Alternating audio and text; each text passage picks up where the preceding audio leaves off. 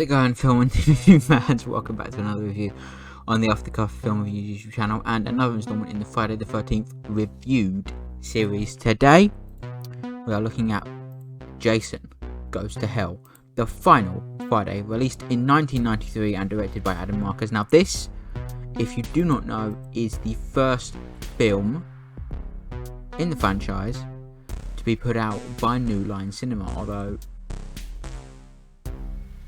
when you look,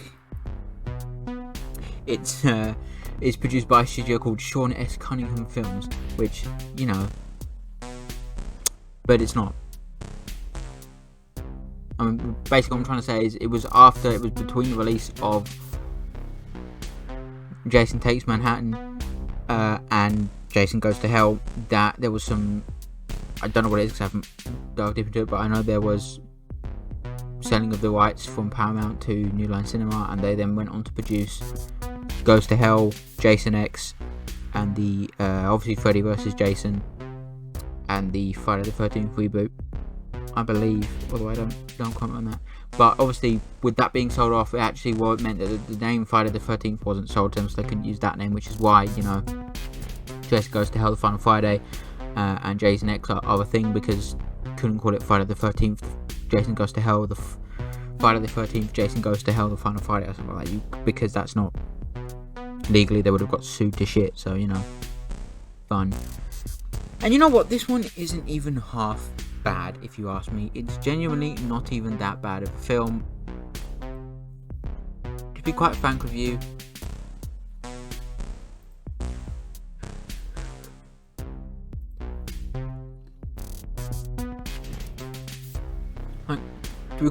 I actually like the concept of Jason being an entity here, not a person. I'm just not a fan of the whole alien parody going on towards the end of the film, where but it is interesting to see the whole idea of Jason using different bodies of different people and stuff, and I think the characters are quite nice here. Overall, this is not even that bad of a film. I quite enjoyed this. It's definitely one of the better installments in this franchise, fucking somehow. Didn't expect it to go the way it did, but it was still fun to watch nonetheless.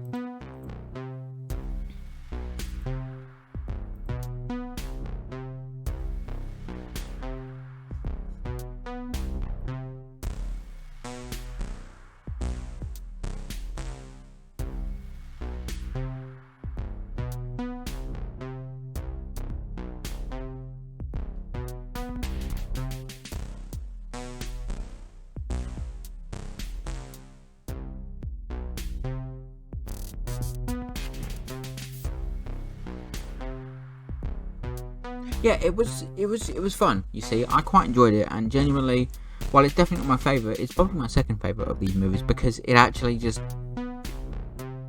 I liked it. It pretty much also did one thing that I've been waiting these movies to do for a while, and that's pretty much steer clear of the teens having sex. It only happens once in this movie.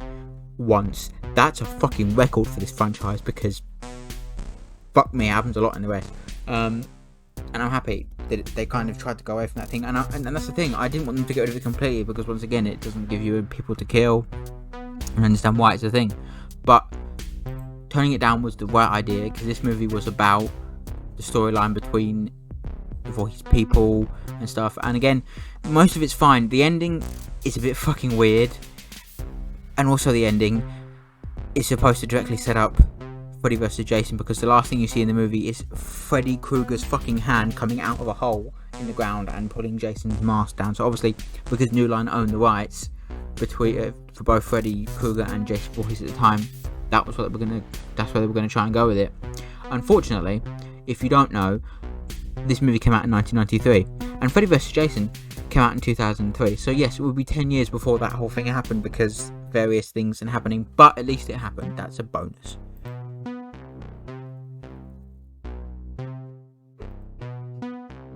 I just want to get this stupid franchise out of the way, and I've got a few movies I want to cover after this franchise. I'll go through that now. I've got things like Decision to Leave, Brian and Charles,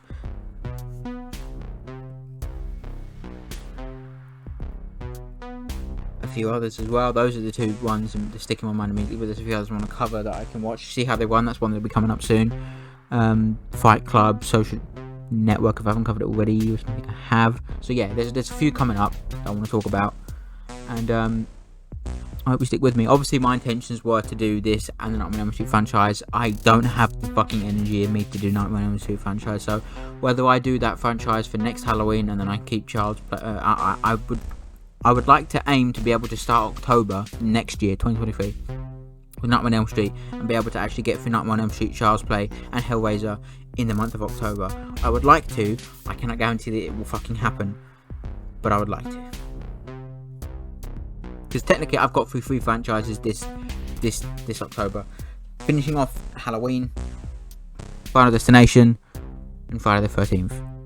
The last one was a big fucking mistake, as we have discovered. But hell, I've heard the Hellraiser franchise is really good, especially the first one.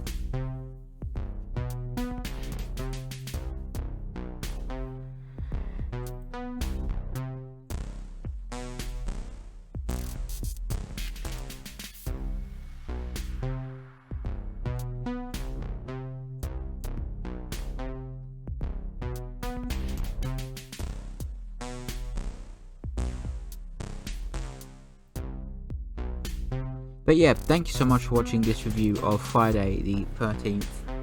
Not that. Jason Goes to Hell, the final Friday. Up next. Oh boy, here we go. Jason X. Fuck me. I would recommend you watch this one though, because you don't particularly need much information on the franchise other than, you know, the basic stuff of he's a guy who kills people with a big fucking knife. Stabby, stabby.